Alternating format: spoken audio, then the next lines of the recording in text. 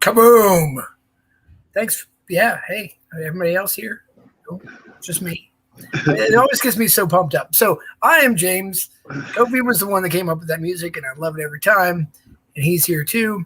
And tonight we have an amazing guest with us, Dustin Fletcher of D4. Thanks for being on here, Dustin. Hey, thanks for having me. I'm super excited to be here. Yeah, I'm excited to have you. As a lot of people know, but not everybody that watches this, I also very much like D&D.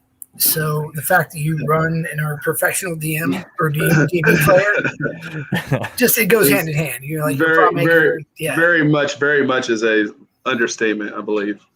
Oh, yes, for sure. Yeah. I mean, who doesn't love D&D that's into D&D, right? Yeah, usually. Most of the time. Usually. So, if you could, Dustin, please do us all a favor and kind of like just tell us about yourself, where we can find you, what you do. Sure. My name is Dustin Fletcher. I am one of the co-DMs of D4. We are a 5th edition live stream D&D show that streams every Sundays at 4 p.m. Pacific time, 7 p.m. Eastern time on twitch.tv/rockpunchatl. We are also in podcast form, and VODs are on YouTube. Other than that, when I'm not DMing D&D, I am a specialty costumer for film and television, which basically means I dress monsters and superheroes for a living. Which is awesome. Yeah, so basically you do a bunch of awesome stuff and hang out. Yeah, basically. Pretty cool job. I mean, I don't hate it. It's definitely, I definitely never thought I would be living my dream job, but here I am. It's pretty great.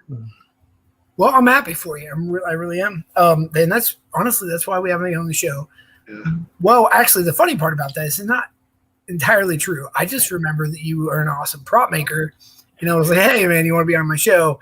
And then you sent me this like D4 thing. And I'm like, what? Oh, I remember him doing that. And then I started watching it. And it's good. I don't know. For people who haven't gone out and seen it, it's a lot of fun to watch them play.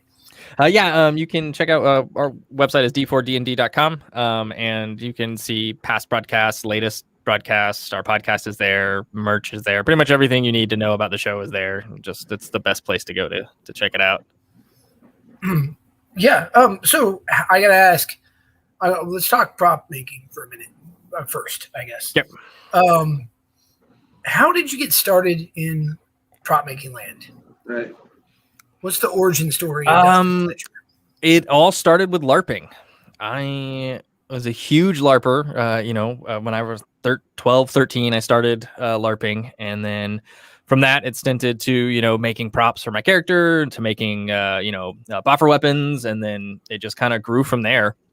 And eventually started running my own LARP. And, you're running stories, you're wanting to make things as immersive as possible. And so, actually my co-DM, Devin Henderson, who is another phenomenal prop maker, we teamed up to make buffer weapons. We had a prop making business called School of BIP that we built realistic props and other things for a while we were LARPing. And then, real life in the film industry, we both work in the film industry. So that kind of deviated off of that. And we kind of were like, all right, we'll just do LARPing and running stories and whatnot. And even that took up too much time. And we're like, all right, well, let's step away from that. And then from there, it devolved into running a D&D show. And that's kind of where we are now, the Cliff Notes version. Yeah, I love that you co-DM, and I gotta ask, like, what made you think about that? Or what brought that apart? So it all stemmed from LARPing again. I was running ending a 3-year campaign for D&D when I reached out to, I just randomly tweeted at Greg Tito from Wizards of the Coast, and was who they were about to put on Stream of Many Eyes 3 years ago. And I just happened to go, they had this whole event. They were building Waterdeep. They were going to have a bunch of cosplayers and whatnot there. And I just, as a joke, just tweeted, hey, if you need a costumer, let me know where to send my resume. And I got a message, and I sent my resume, and I flew out to LA. I did the event as the costume coordinator and basically helped run Waterdeep. And I got the itch. I was like, you know what? Maybe I'll stream the next campaign.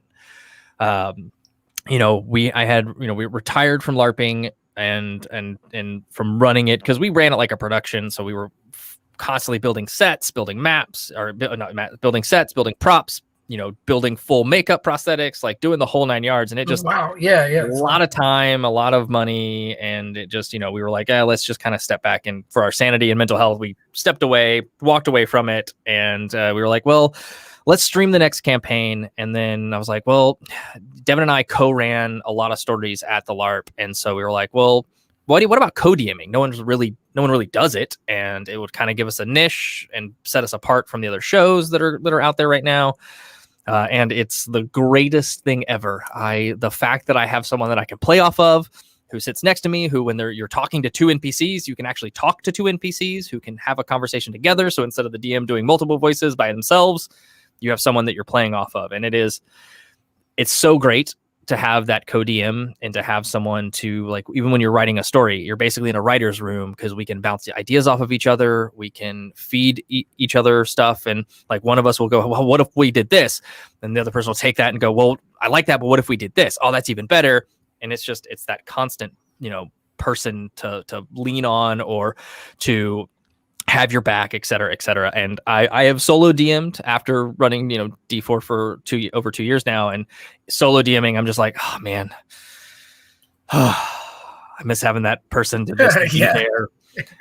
Especially like when you're downtime. So like, if someone has a player has a rules question, one of them can kind of go, okay, let me handle this while the story continues. So there's really we try not to have any pause in the story, et cetera.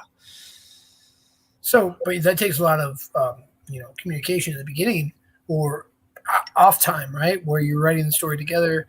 You probably spend a whole ton of time with this guy then, right? I mean, he lives with me, so there's that. Yeah, there you go. We always joke, Devin is my heterosexual life partner. He's my Joey from Friends, if you will. Like my from Scrubs, the my God, I just blanked. Turk. Yeah, he's my Turk.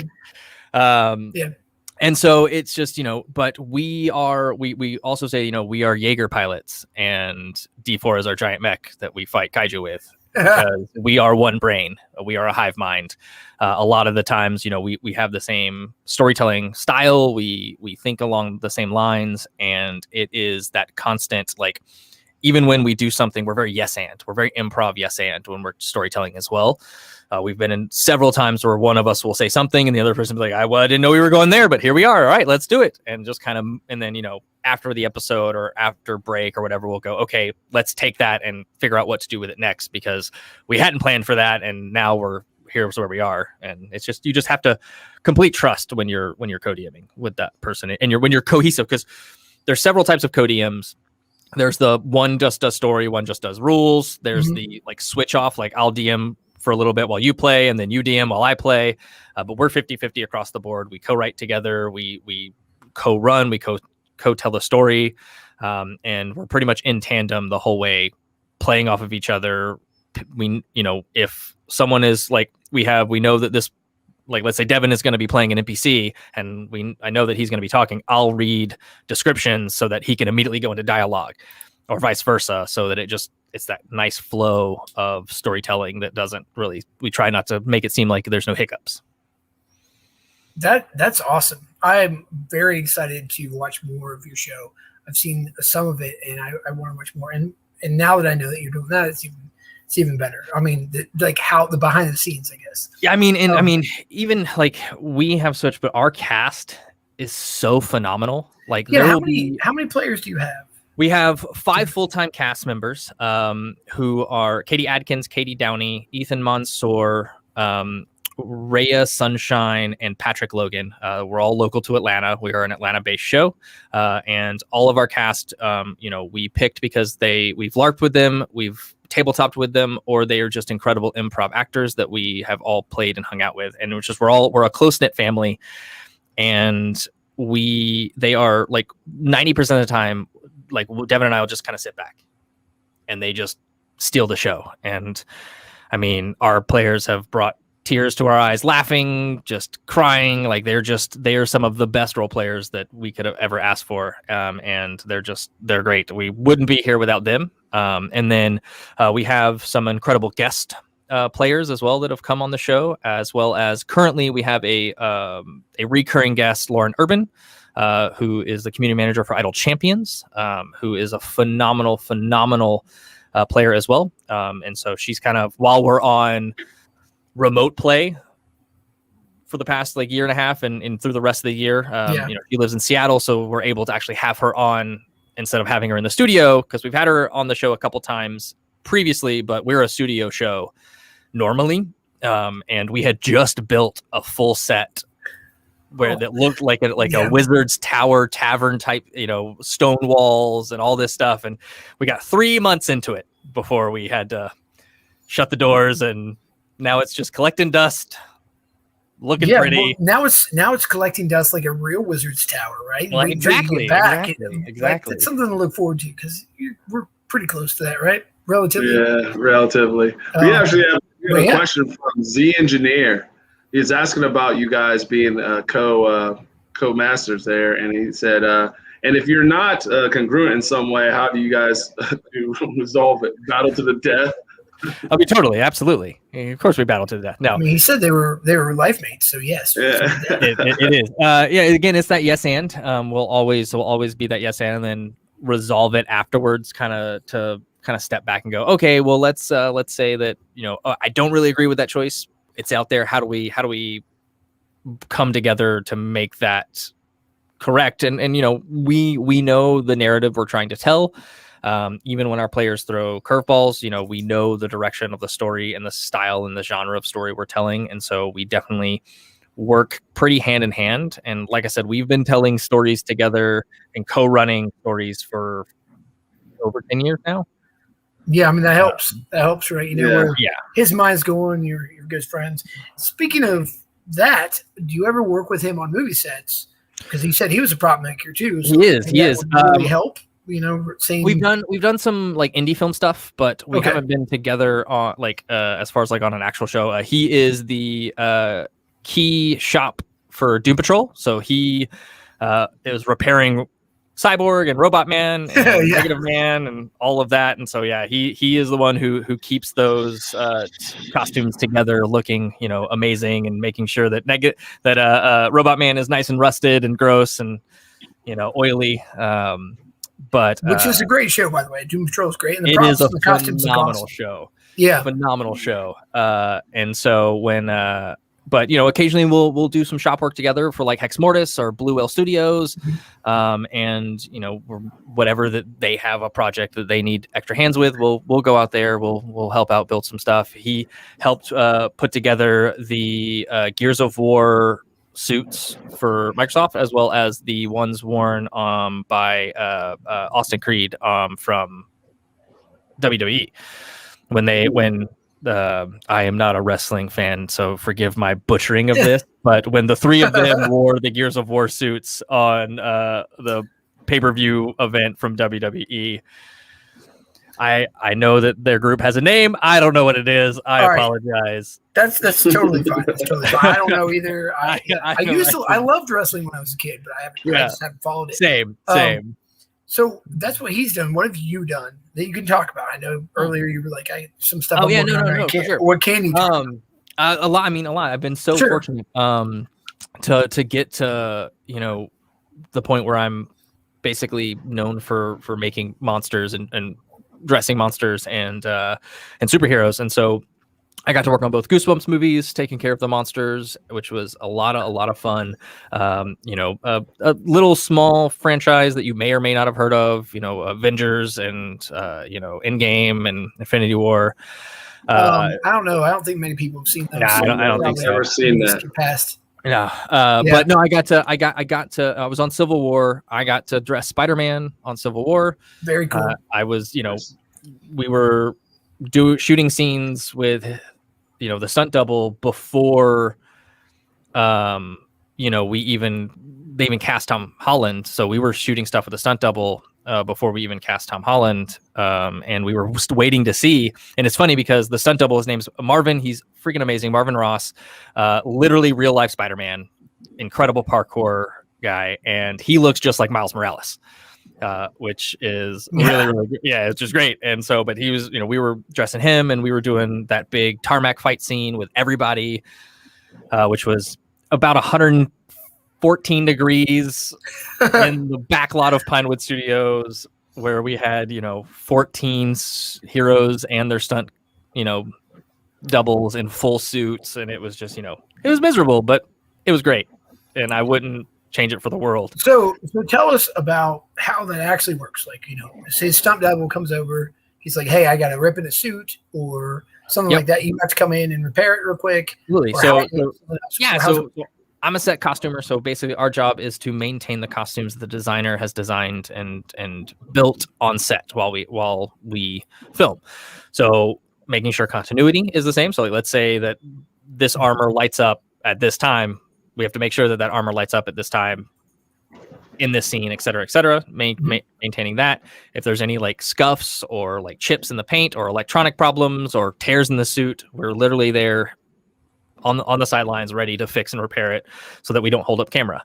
And then I've also been super fortunate to dress Black Lightning on Black Lightning for the past 3 seasons. I came in season 2 and I was great. Cress Williams is one of, if not the greatest actor I've ever had the privilege of dressing. He is a phenomenal human being. I love him and his family so much. And it was literally the best experience and best show I've ever worked on. I'm sad it's gone, but I got to travel to Vancouver for a Crisis on Infinite Earths crossover. And I got to work on my favorite superhero show, which is The Flash, because I'm a diehard Flash fan. He's who I grew up reading, and so that's actually how I met you. You were the Flash, and I was the Flash when I first met you. That's right, yeah, at DragonCon. At DragonCon. And so it was always a dream of mine to work on the Flash show. But it shoots in Canada, and unless there's especially reasons, they like to give locals jobs, which I can't argue or whatever. That's amazing. They are phenomenal artists up there and they deserve it as well.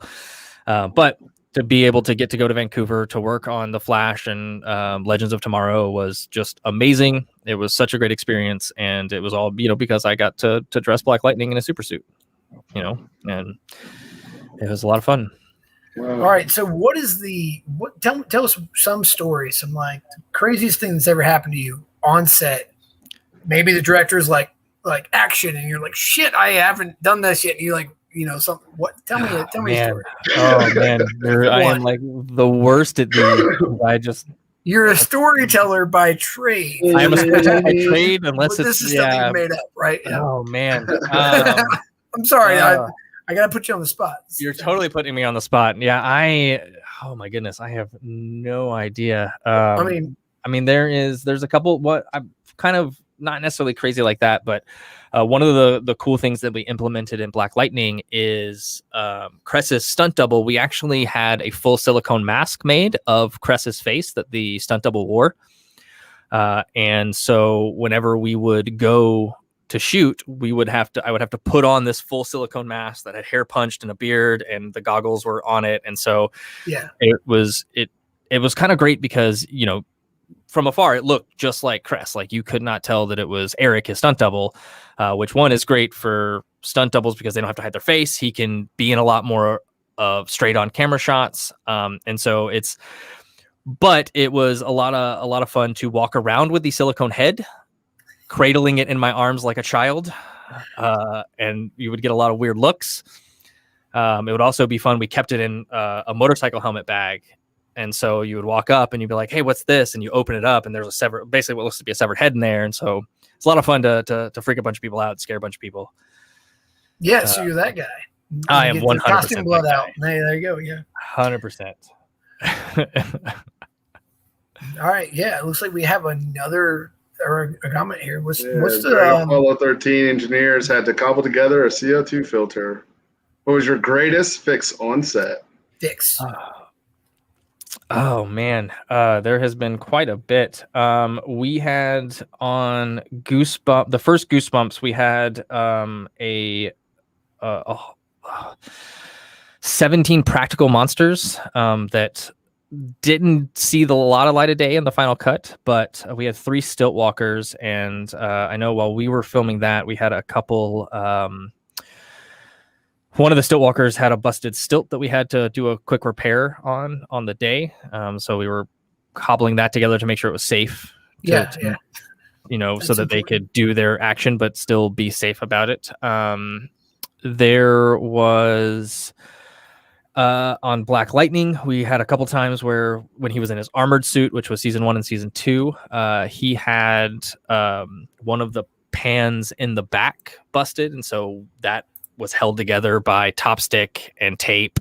That it had to look good, but what was holding it together was hopes and dreams and hoping that it didn't come off in the middle of a fight scene. Eric, the stunt double for Cress, when he was first fighting, so Cress has magnets glued to his face that the mask goes onto, so there's no strap or anything like that. And initially we had Eric have the same thing, and Eric did this roundhouse kick, and his goggles just went whoo, and flying across the room. So we ended up having to get straps around the stunt double's ears and stuff like that, and a lot of that is done like on the fly on the day.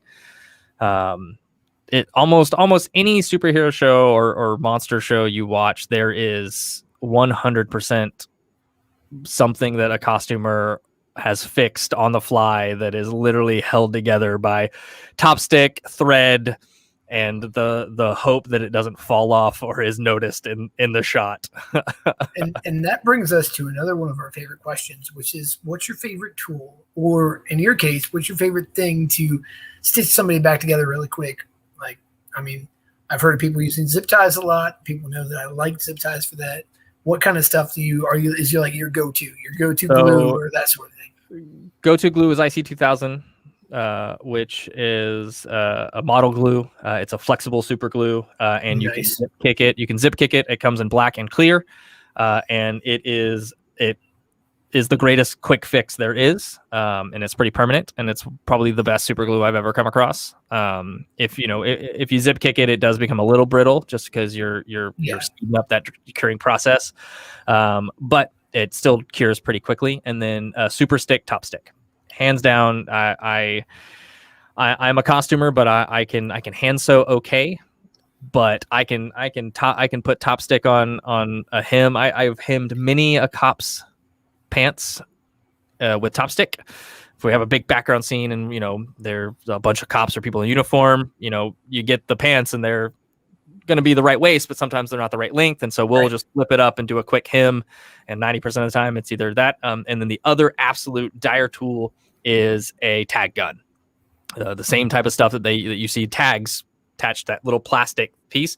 Yeah. There's a gun that is utilized for that, and the tags kind of go in it. And there's a micro and a regular size, and my micro tag gun is everything.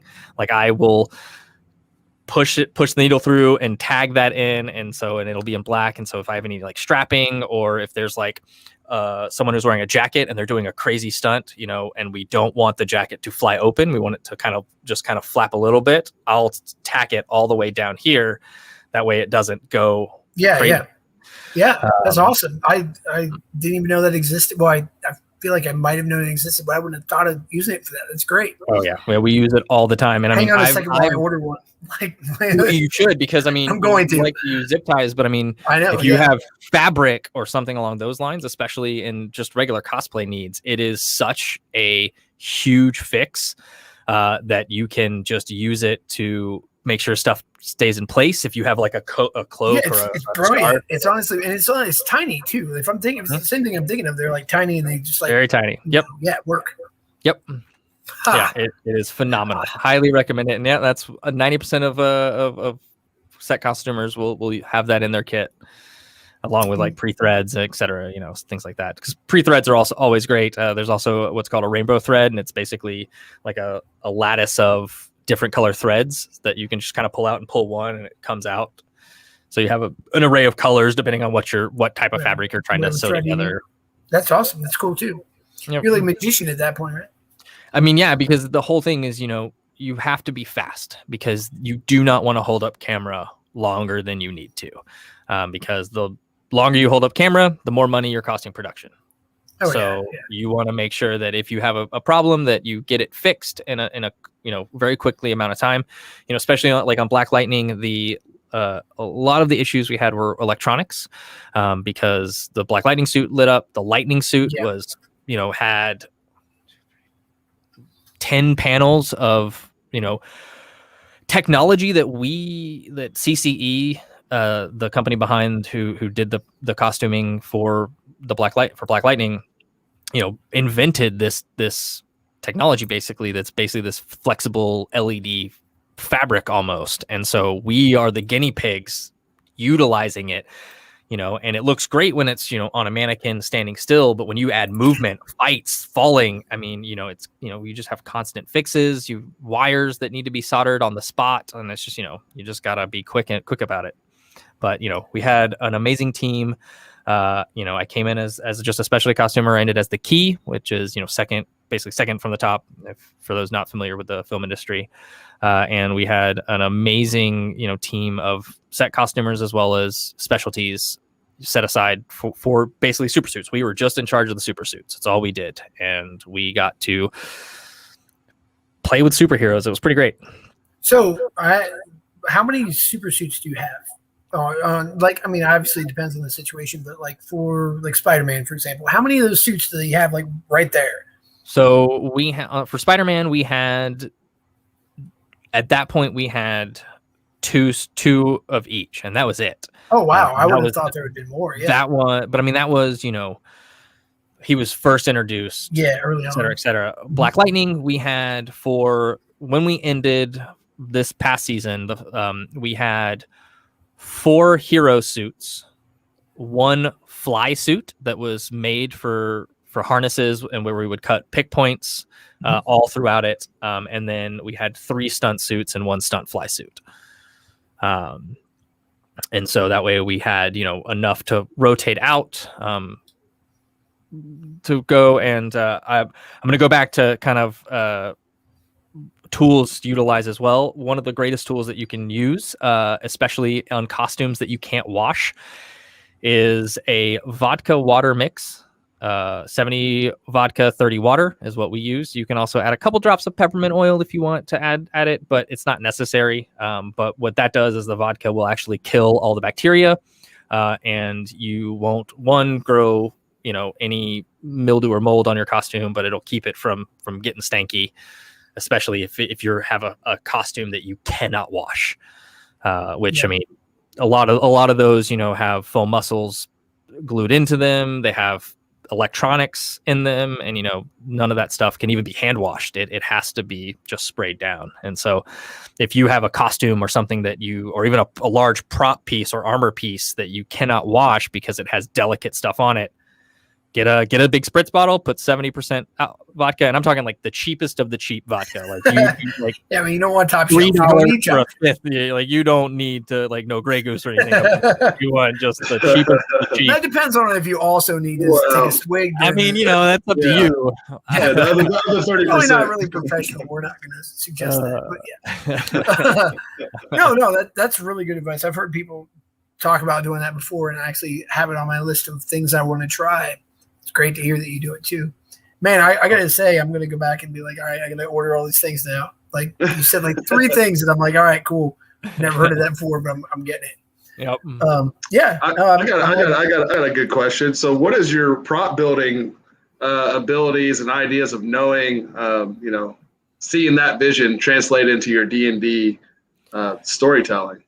Huge, actually, because one of the things that we do on D4 is we custom build all of our maps for all of our combats. And so we will take 3-dimensional terrain is what 3-dimensional terrain. Yeah. Absolutely.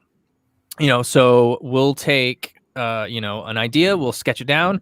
We're all right, they're going to a dwarven forge entrance, but it is set in the undermountain of an ice glacial, but there is lava running through it, so there's going to be lava waterfall going down into what is essentially a lake, because the lava is melting the ice, but it's freezing around it, and we built that, and that is actually a map that we have built and we have made, and it's stuff like that we just kind of utilize and do, which is a lot of fun.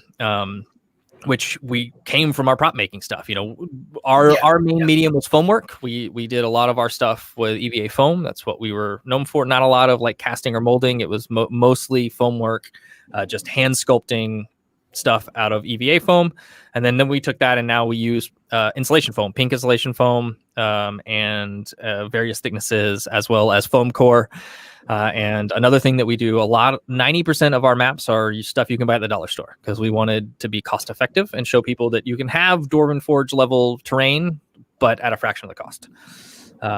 For sure. The Dollar Tree is amazing. It's just for anybody who's looking to do things like that. Just go and look. Yeah. Yep. Absolutely. And then we'll 3D print, like set piece, like furniture and smaller things that is a lot more, manageable than hand sculpting and painting a little freaking vase or something and just print what it. about laser cutting? You ever do some laser cutting? We don't laser cut. It would make things a whole lot easier. But no, we use a Proxon cutter for most of the insulation foam, and then good old X-Acto knife. And funny enough, I actually have 8 stitches in this finger right here, because earlier this week I was totally making a map. My blade slipped and decided to try and flay off my knuckle. Yeah, I'll get you. It'll get you. Yep. That's why you put that super glue on there real quick. You're fine. Yep. Right? Yep. And stitches. Yeah, no, you cut yourself deep there. I did. Yeah, I definitely got down to the bone. I love that you call it maps, right? When I think of a map, I think of like an actual map with paper, like maybe on a thing. But this is the whole map thing. I gotta say, it sounds like everything you're doing, you're enjoying, and you're having a lot of fun, and you know what you're doing because of everything going together. So that's awesome. And for people who have questions, by the way, that's just my mid-show reminder. If you have any questions, go ahead and put them in the chat. And, please. Please. But with that, we have a couple of random questions. Give me random questions. Kofi's got a deck of cards. He's got a deck of many questions. I love it. I love it. Give it to me. So yeah. All right, first one will be, who would you most like to sit next to on a 10-hour flight and why? Ooh, that is a good question.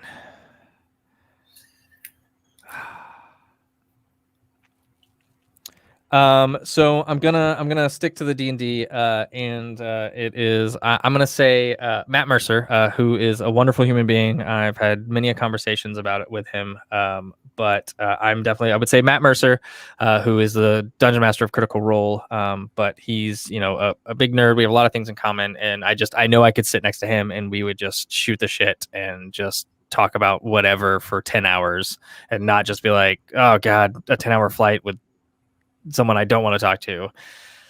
Actually, now that you mention it, on like shorter than that road trips, we've definitely played card D&D. So you could just play a game with you and Matt, right? Like good. Oh, yeah. I mean, we're role playing off each other. Like Matt's great. He's a wonderful human being. And if you haven't watched Critical Role, I highly recommend checking out. It is what sparked me wanting to start D4. I'm a critter. I do Critical Role cosplay as well. But it's a wonderful show, and that entire cast is also phenomenal. So highly recommended if you are a D&D fan, checking out Critical Role. Yeah, and they have some of the best community. I will say that I see people in Star Wars, and I see people in all kinds of different other costumes. Holy crap! Everybody that I meet is so supportive of each other and of Critical Role in general, and they're like. That community is so good from the outside looking in. I mean, I haven't really gotten into it too much. I've seen the show. I like D&D, but I haven't ever been like in the costume area. But everybody is super nice and crazy supportive of themselves or of each other, I guess, from what I've seen. For sure. And back to the maps you were talking about. If you the D4 Instagram actually has a few of our maps on there. If you awesome. Go through there, there's a few of our maps that we've done throughout the years that you can kind of pick and choose or go through and see from just what I post on there. I'm terrible at posting to Instagram because I have to do it from my phone. You don't have to do that anymore now. I know there's a way to do it from your computer, but for the longest time, it was just had to do it from my phone, and I'm like, I'm making posts and stuff. I'm not going to do it from my phone. But I'm with you. I don't like to use my phone for things, but then that clogs up my computer time too. Yeah. So what do you do with the stuff when you're done with it? You just kind of repaint it, put it aside, or you put it on display? I will say, make a note. The one that was on the screen was not built by us. That's actually from one of our partners, Meeple Madness, from their game store. But I have a shelf. I have a room with a shelf that they're just stacked on. But what we like to do is we do a lot of work with Extra Life and an incredible charity that benefits Children's Miracle Networks. We raise money for Children's Healthcare of Atlanta. And so what we will do is we will try to auction them off to raise money for charity. And so whenever we're doing a big charity push like that, we'll put the maps on there to raise money for. Yeah, that's great. I mean, That's every awesome. DM or player wants to have one of those anyway. So Yeah, that's very cool. I know the guy I play with makes a lot of his own stuff too. So yeah. And you get them out of my house, please. yeah, right. You Great, gotta keep them they're in the just taking space. studio, right? You gotta have your studio, and you have to have the whole room of. Yeah. Just put it behind the wizard bar back there, right? Yeah, down in the back over there. Yeah, put them up on the top of the tower. There's gotta be storage up there. So Kofi, you got another question? Anything? I do.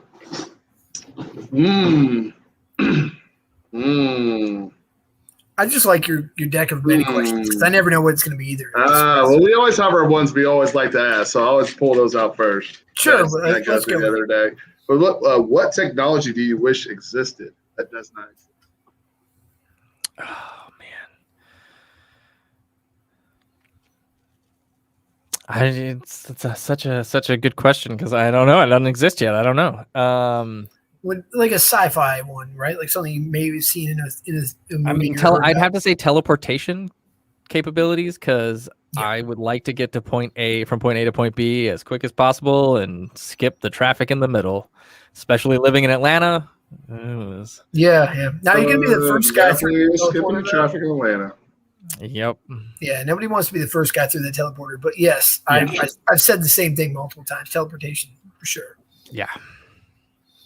Because then we could actually go hang out. I'd go play D&D with you. Exactly, for sure. And this right here, what we're doing here, and actually over the past year, it's been awful, but a lot of people converted over to being able to play D&D online. And yeah, I mean, we did it for even for D4. Like you can actually see like mid-March and then going in the next one, instead of our beautiful set, it's my living room with a banner hung in the background. And then it slowly gets you can see my streaming setup slowly getting better and better while as I'm like, oh, this is going to be a while, I need to upgrade a whole bunch of stuff. We're well over a year into virtual play instead of in person. I hate it, but I'm glad that we were able to do it to keep the story going. And we've been able to bring in, more guests than we wouldn't be able to because they don't have to be in Atlanta. Definitely. Actually, I very much like that as well. You don't have the travel time, right? And I'm actually right now I'm playing with people who are all over the nation. They're not anywhere close, which is cool. Yep. All right, so I'll ask you one that we usually ask. If Dustin Fletcher could go back in time at any point and talk to Dustin Fletcher, and it wouldn't butterfly affect you, right? Like, 'cause obviously things seem like they turned out pretty well for you, and the fact that you're doing the jobs that you really want to do. What would you tell your past self when you were just getting started, either in DMing or prop making or costuming or anything?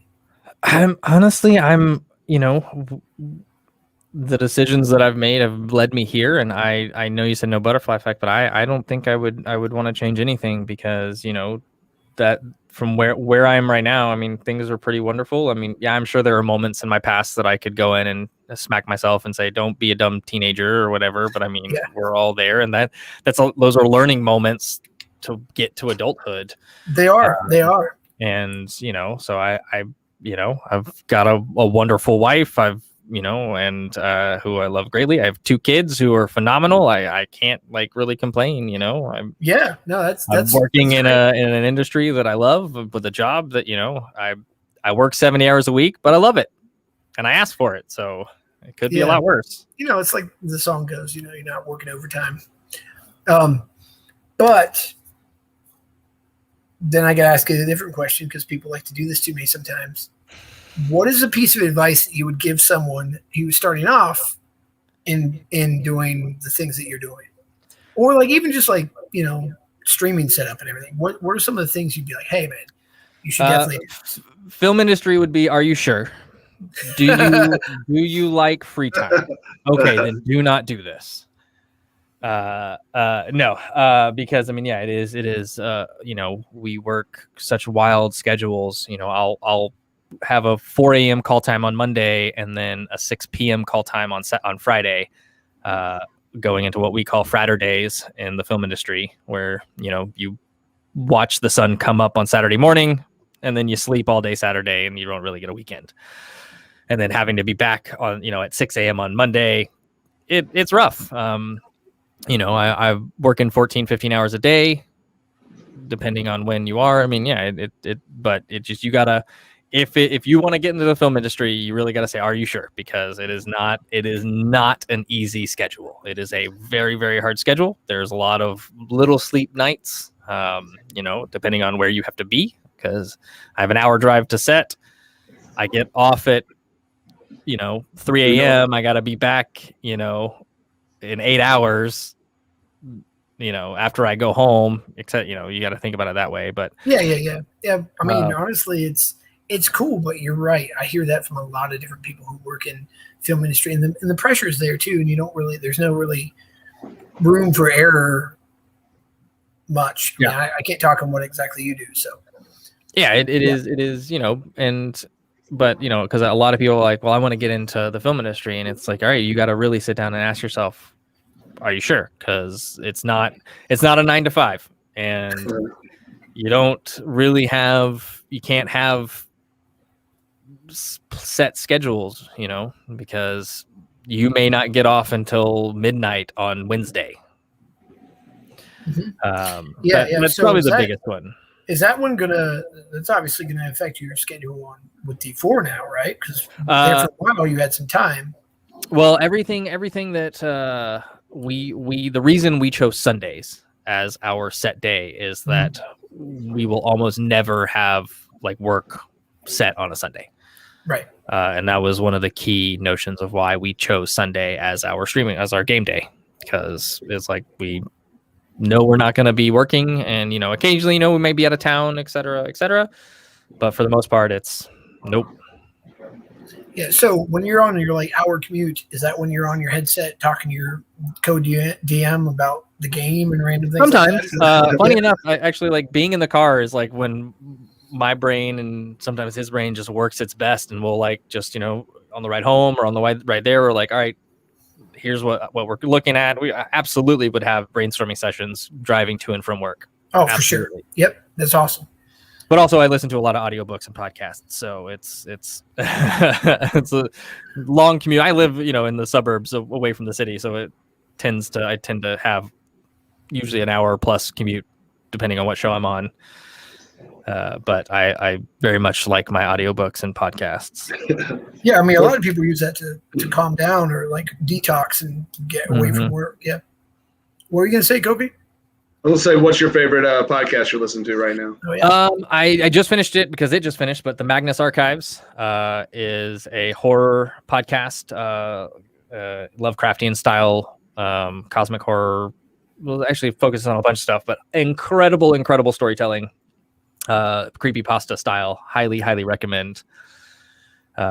It's one of my favorites as far as that goes, and that they've 5 seasons, I think they've got of that, which is tons of hours of content. I've heard 2 people tell me that. I've never tried it, but yeah, it's really good. Yeah, it's cool. really good. Yeah. Let's see what else we got. If you had to play one type of character for the rest of your life, class of character, what would it be? Probably a rogue. It's my go-to class because I can bend it to multiple different ways. But definitely. Yeah, that's what I like about bards. Yeah, Same here. I'm a fan of the rogue. Cool. Would you rather DM or play? I would, I'm a forever DM. I enjoy playing, but there's just there's just something about telling the story and the look on my players' faces when I tell a story that immerses them. One of the things that I try to do the most as a storyteller is what's called bleed. It's when you're so immersed in the story that you yourself feels what your character is feeling.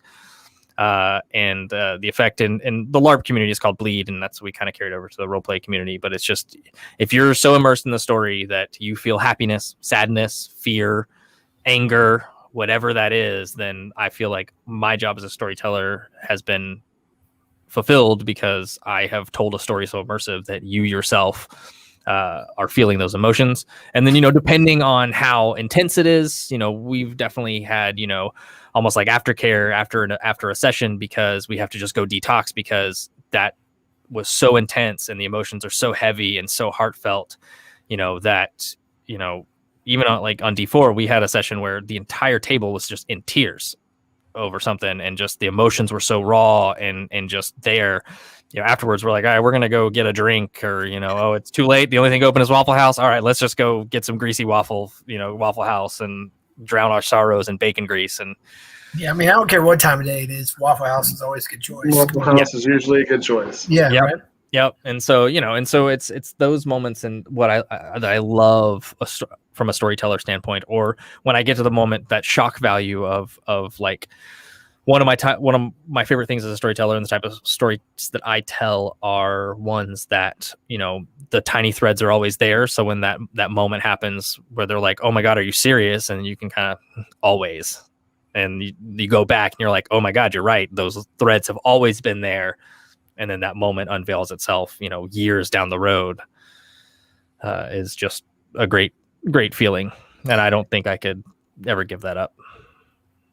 Yeah, that's fantastic. And you can tell, obviously, that you love what you do, especially with DMing. And we have another question from Z Engineer. Looks like, is there a genre or show that you would like to costume for that you haven't done yet? Western. Good question. I would love to do a Western, or even like a period, like by the sword period fantasy. I have not done either of those. Would be like phenomenal. Like medieval fantasy, like medieval genre, or Western would be the two that I haven't done that I really, really want to do. I was about to say, we need to get you on like The Witcher, or some type of D&D type of I know. show. They're actually like, I know they're shooting sense, it right? a lot of that shoots in Europe or New Zealand. Yeah, totally. Just because it has the the terrain, the locations to shoot it. Yeah, it's almost like New Zealand and Atlanta aren't quite the same. Who knew? No, we don't quite have those beautiful rolling hills. No, got a lot of trees. A lot of trees. I mean, Atlanta can be, it's pretty for modern day. It can be pretty much anything, but it's once you get to the like really, really far out period, can't really do Westerns because we don't really have the deserts. That feel, but. Yeah. Well, so you will travel for Westerns, is what you're saying. Yeah, okay. Yeah, Westerns or absolutely any of like medieval stuff. Yeah, but I would love to do just any type of just period genre of medieval, Viking, anything of the such. Yeah, and I mean there is a lot of that, but now that you mention it, it is probably almost all overseas. All right, I think we need to go to the deck of many questions because I need to hear new ones. Well, no, we still have one more that we always ask. Oh, we okay, have to ask you. All right, then, Dustin. Which band or artist, dead or alive, would play at your funeral? Ooh. Keep in mind this is being recorded, and we will show this to your wife and make sure that. I know, right? I know. I mean, it would any '90s grunge, something along those lines. I'm a sucker for in female lead singer grunge bands, Evanescence, Paramore, Garbage, any of those. But I don't know. No, that's good. That's just anything from the 90s is usually gonna be good for me. Yeah, they say that you eventually stop like wanting new music, or like you just like, no, this is my thing. And it's definitely happened to me too. I'm not sure what age. So new music's cool, but it's just like, guys, it's not. Yeah, and I'm so like musically illiterate. Like that is like I just know nothing. I'm terrible with song names. I'm terrible with bands. Like my wife, she is a like musical theater and like musical person, and she can like tell you exactly what the song is or what. I'm just like, I like the way it sounds. I've heard that song before. I couldn't tell you who's singing it. Yeah, I mean, honestly, that's fine, right? That's totally amazing to have a yin to your yang as well, right? Like your kids will probably also learn about music because of her. Yeah, and they'll learn about D&D because of you. So that's good. Yeah. Have you ever run some games for kids? Oh, absolutely. I have a campaign that I run for my kids. My kids are 11 and 12, about to be 12 and 13. But I love DMing for new players and kids, in introducing a new person to D&D and helping them along the way, creating their character and finding the game. I absolutely love. It is one of my passions, and if I could just introduce people to D&D all the time and just run D&D games for them and be content, I am so happy. Yeah, I mean, and that's what it's about, right? It's about doing things that both help people and are good for you. Yeah, it's fantastic. Yeah. Yeah, man. So I gotta say, I'm thinking about DMing for my kids, but I feel like I'm too busy. But then I talk to you, and I'm like, never mind. This guy's way busier than I am. Yeah, you gotta do it. This is crazy. I am too busy, and they constantly are like, when are we playing again? When are we playing again? Yeah. I promise you, we are playing this summer. I am gonna have tons of. We're gonna have time, and they constantly every time they're like, all right, are we playing D&D? All right, we're gonna play. Yeah. So yeah, I mean, you might as well. You have all that train sitting around the house, right? Yep. You got to.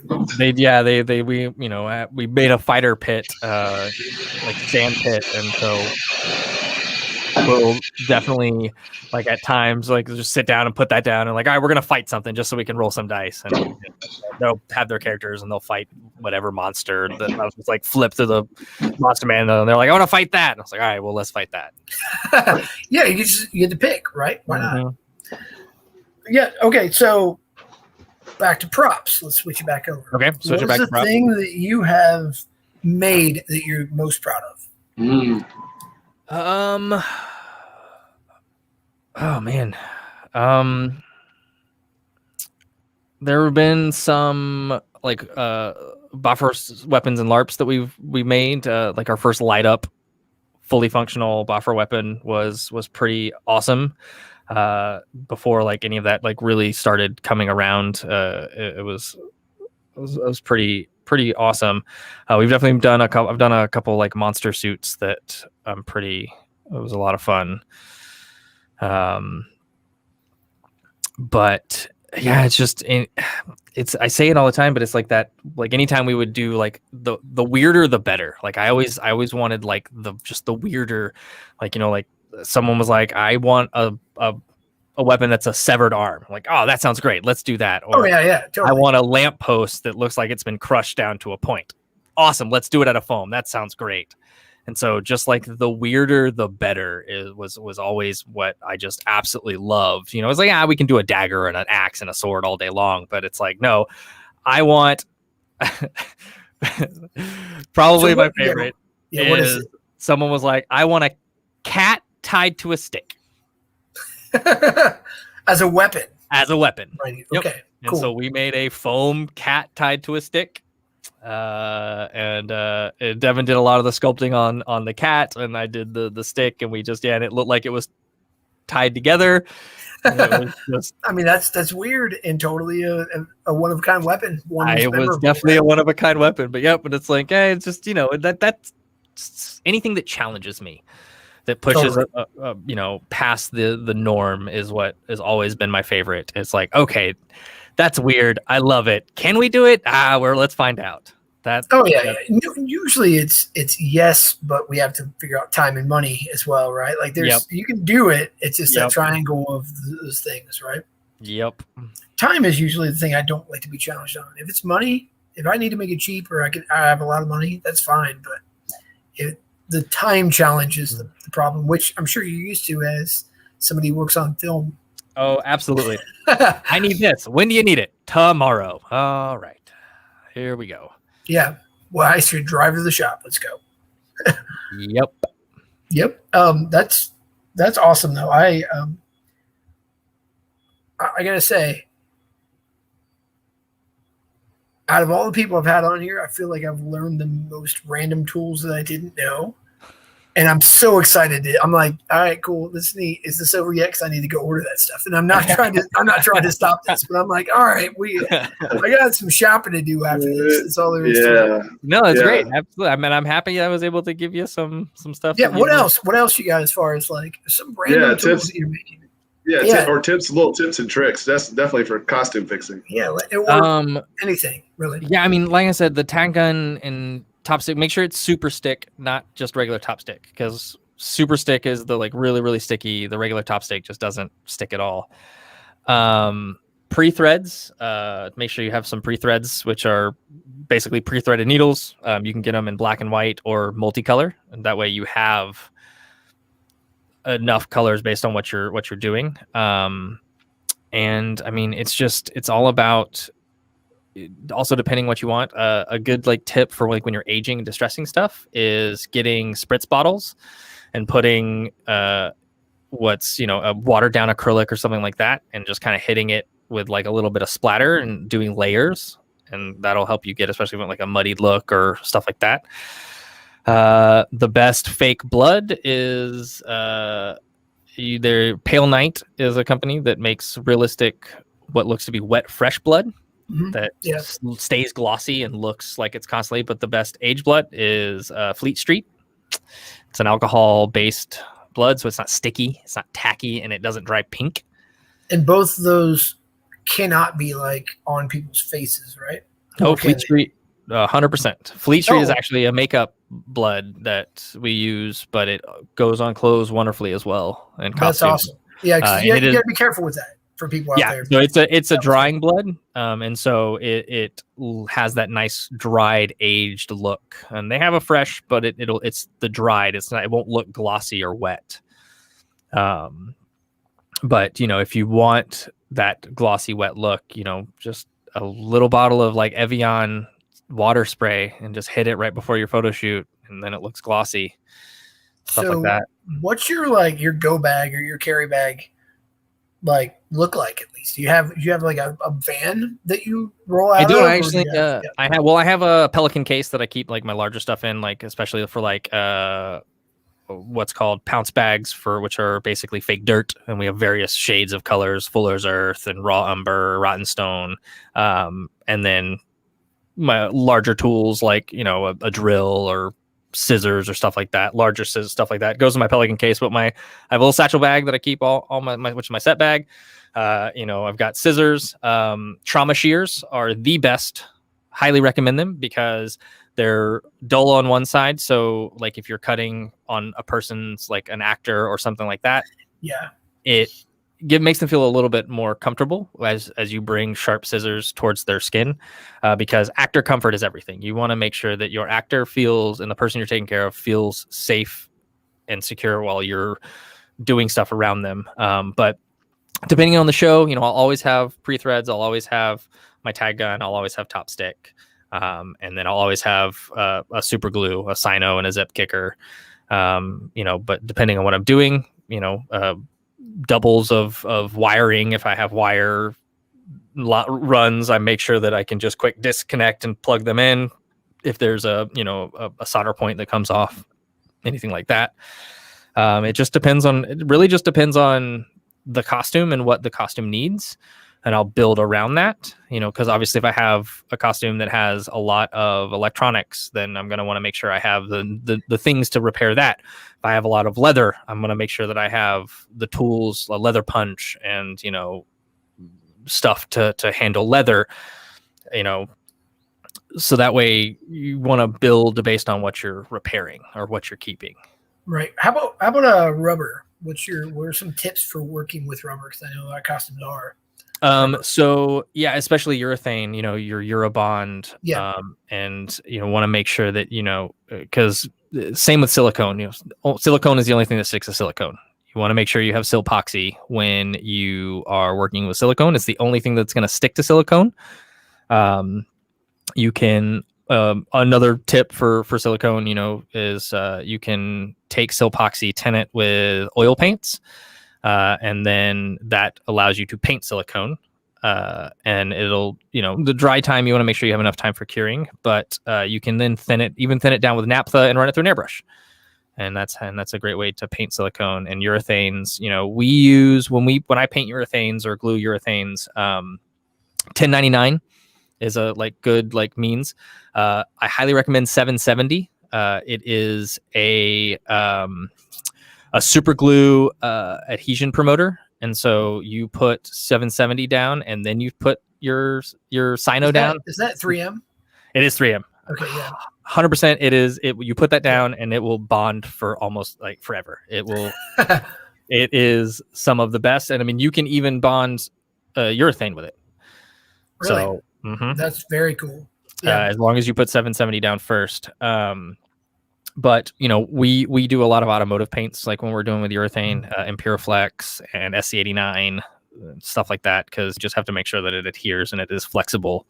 So you do 770, and then you do paints over it. 77 is just for the adhesion. Or 77 just for the adhesion. Then what? Just for the adhesion. Yep. For painting, we'll promote it with. I use Bulldog, which is an adhesion promoter, which really helps the paint stick.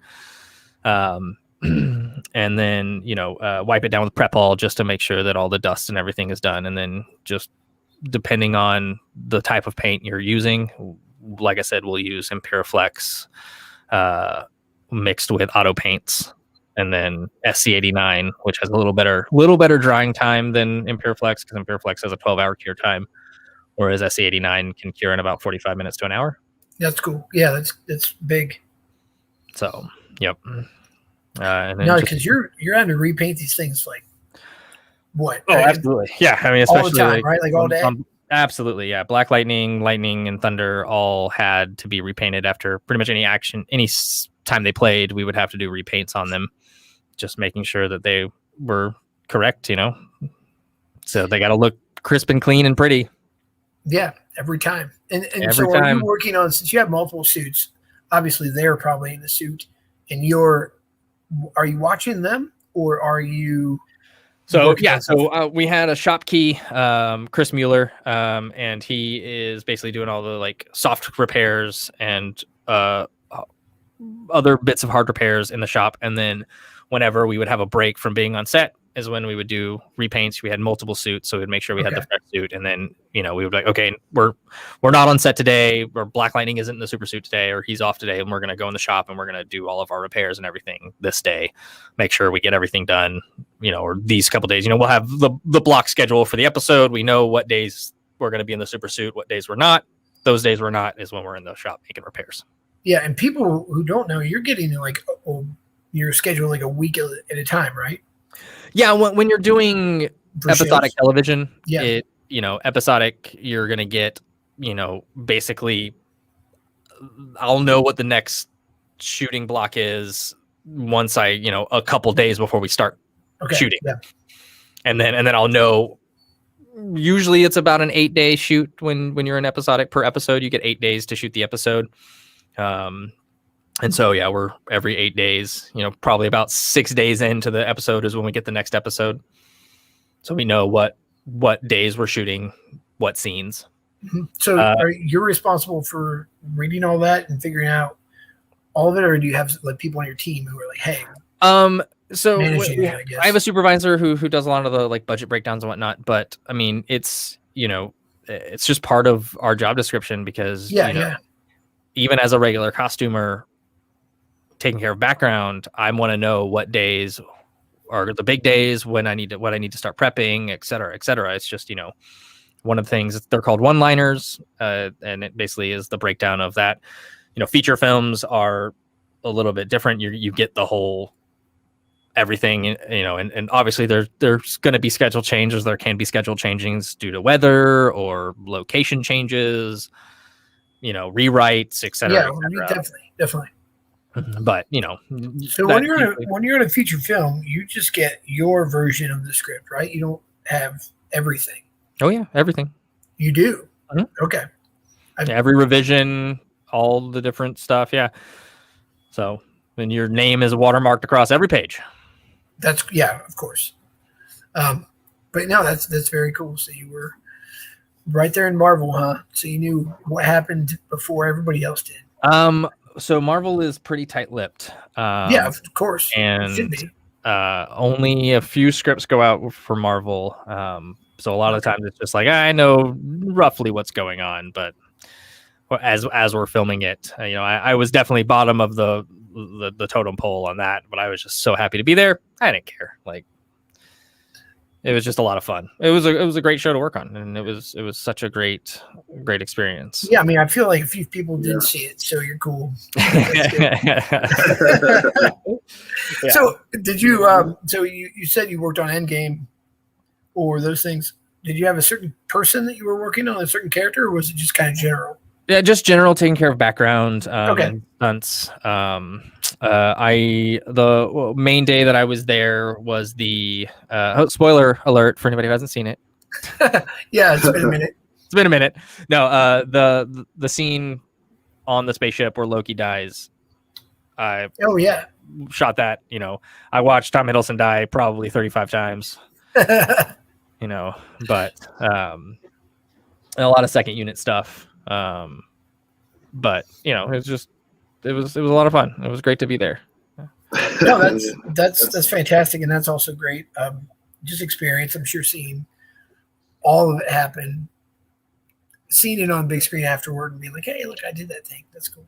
Yeah, it's a lot of fun, and it's great to to see your work come together. I do a lot of I dress a lot of stunt guys, and so I love doing second unit stunt work because especially when you're doing costumes for stunts, you got to make sure that the costume doesn't, especially if it's just regular clothing or whatnot, it's not like a specialty super suit thing, but their safety is everything, and you got to make sure that, hey, do they need long sleeves, because are they going to need pads on their elbows? Are they doing a fall where they're going to need to make sure that we have their arms covered, so that way they have their padding where they need to go? Are they going to need long pants because they're going to need knees? Or we have enough layers that we can cut through to make sure that there's nothing in the way to impede the pick points, so that the wire doesn't get snagged on anything. Things like that. Wow, there's so many questions there. There's so many. Yeah, I was like, you just opened up Pandora's box with that. Yeah, like what the hell? We're an hour and 10 minutes in, and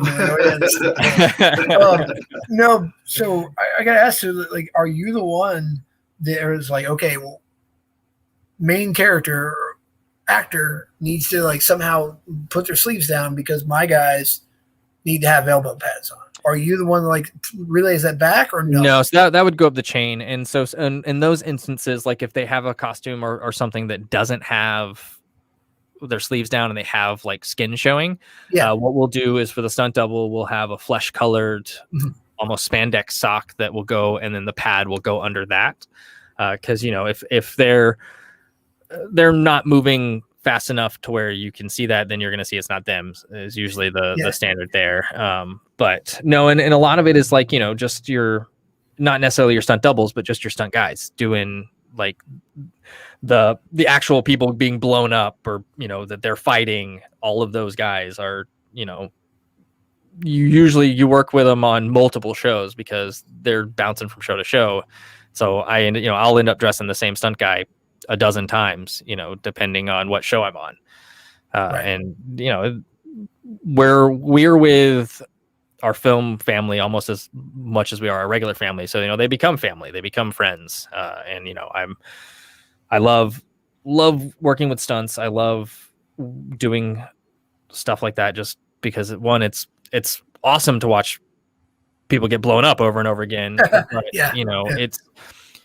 it's great because it gives them a level of comfort, because they understand that you understand their safety, and you understand what they're going through and what they need, because let's say this piece of fabric needs to be tacked down, because if it's not, then and they're doing a ratchet pull where the wire is going to basically go over them and flip them, and if that gets snagged on it, then that could cause a serious issue, because let's say it gets pulled and then it gets yanked and then they get who knows what could happen. And so you have to understand the gag that they're doing, and you have to understand the clothes that they're wearing. Right. And that takes a lot of experience and like know-how. So how'd you get that? I've like, you said you were like, hey, I was making foam props and it was cool. It was LARPing.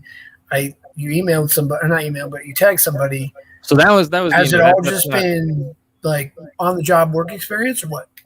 For the most part, I mean, I started in the film industry, 12 years ago now, 11 years ago. And, going into it, I started out just being an extra. And then from there, learning my set experience from that, wanted to do makeup effects. From there, I went into, I've already got 2 kids at this point. I'm not going to have time to do internships or et cetera, et cetera. Fell into the art department, started in props, did some fun stuff with props. And then from there, fell into costuming on Walking Dead, aging and dying, making zombie clothes. And, it's all experience, and it's all, I've had some phenomenal mentors, a prop master mentor, Stitch Crisp, who basically was my first boss to give me my first shot on set, my first full-time gig, was a hard ass. And then on Civil War, Javier Arrieta, who is an old school, like ride my ass hard, set costumer, was on Pirates of the Caribbean, etc. And he basically gave me a shot on Marvel, gave me a shot on Civil War.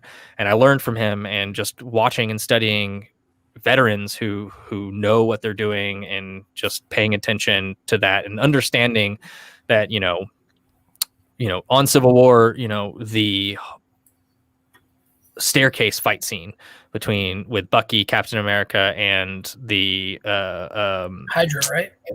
The German special Zemo. forces. Oh, it wasn't Zemo. This was just the like German SWAT basically. Okay. As they're going up and down the staircase, that was a week-long shoot in that staircase, doing multiple days, going up and down this set that was multiple floors. And it's just, being there, watching that, and understanding, what needs to happen. It's just, it's experience. It's like anything in life, you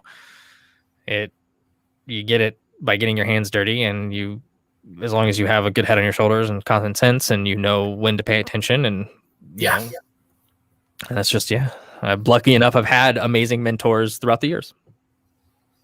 Well, yeah, it seems like you obviously really care about it.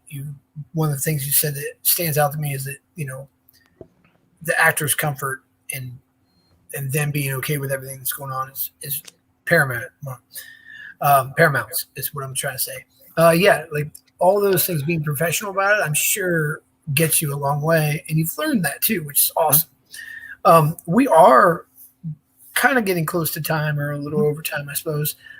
Is there anything that you wanted to say, anything coming up on D4, anything else that you want to mention or talk about? Or if not, we can just go into the... make sure you tune in. Like I said, we have an amazing cast. Actually, Lauren Obo in chat is actually one of our cast members. And I highly recommend checking us out if you're a fan of D&D. We are a gritty, realistic show. We're not we have our fun comedy moments, but we are definitely more on the horror aspect of D&D, as well as gritty, real emotions. We love to push that genre, and our players are, like I said, phenomenal, and push that just that role play, that realistic role play through and through. Pay attention to my social medias. You can find me at FlashFletch on Twitter, at FlashFletch33 on Instagram, and Twitter's the main place to find me. It's where I'm always I'm always at. So that's the best place to look for me. But I've got some fun stuff coming up that I can't talk about just yet, but should be announced here hopefully soon. So be on the lookout with that. It is D&D related, but is pretty big, and I'm pretty excited about it. I just can't quite talk about it just yet. Yeah, and there's some other stuff that's also coming up that I'm pretty excited about. But again, I can't talk about it, and I hate it. I just wish I could. But well, that's why we have to follow you, right? Like you kept us wanting more. You got us. So that's the thing. But yeah, you can find d4dnd.com has our backlog of VODs, or you can find us on all podcast networks, Spotify, Apple, or iTunes, et cetera, if you're more of a podcast listener than you are a live stream watching, person. Yeah, she's right. Lauren's totally right. We'll have to have you back for updates. I actually very much like having people back for updates. Dustin, I gotta say, I for one learned a whole ton, and I enjoyed this a whole lot. I got like 4 hours sleep last night, so I wasn't super energetic, but man, that was fun. And like I said, I got to go do some shopping. I'm going to go ahead and go, and then I'm going to let Kofi take us out. So I'm James Wulfgar, and please let me know if you want to be on the show, or if you know somebody you'd like to see on the show. I very much enjoy the show. I intend to do the show well after we stop having to be on Zoom, mainly because I get to talk to cool people like Dustin and people all over, because I'm in Indiana and I'm not in Atlanta, where the fun is happening apparently. So if you know anybody, let me know. Again, thank you so much for watching, and we have a lot of really cool people coming up. We do this every other week, every other Monday. Kofi, you want to take it out? Oh, I'm just Kofi. I just broadcast stuff now. You guys go find me on Friday, Austin. You watch me play Magic, stuff like that, and other really cool stuff. But thank you guys for all tuning in. James, you want to tell them goodbye? Yeah, bye.